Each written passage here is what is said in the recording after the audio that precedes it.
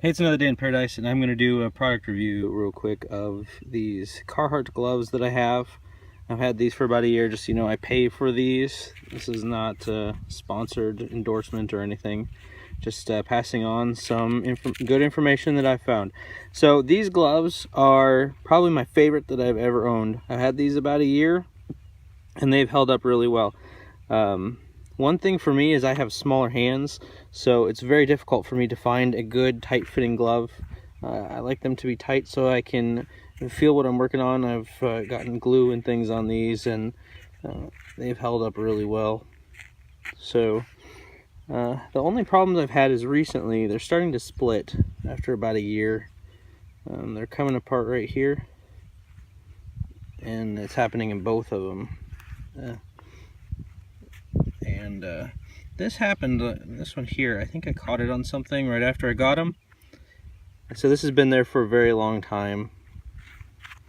Let's see, there's one other spot. Yeah, this seam here has come apart, so now I get dirt in my fingers. So I'm starting to get dirt in this finger, but other than that, the other fingers have held up really well. There's glue on them, but they're not getting thin. The material, whatever this is, I don't think it's real leather, but whatever this is made out of is really sturdy, hard to puncture. I've held barbed wire with them. One thing I really like about them is they have a little bit of padding right here on the knuckles. I hit a piece of steel really hard, a sharp piece of steel one day, and it tore that up, but it did not cut my hand. And if I wouldn't have been wearing these gloves, I would have had a big gash in the back of my hand, that size.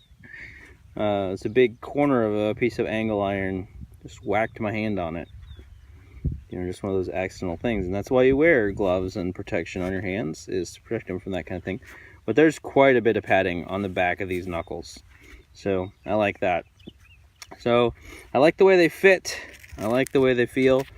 They Velcro, so they hold on tight as you want, and I really like these, but it's time to retire them, and I purchased a brand new pair. So this is looks like a replacement for these.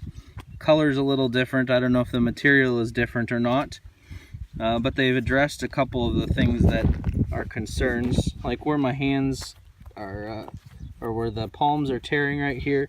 It looks like they've changed the way this is put together. So this looks to be one piece with an additional reinforcement here.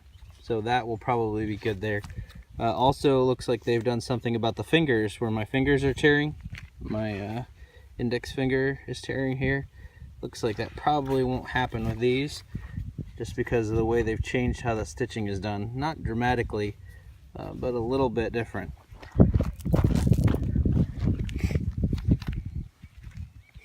This thing I don't remember how, again, I don't remember how I tore my thumb there.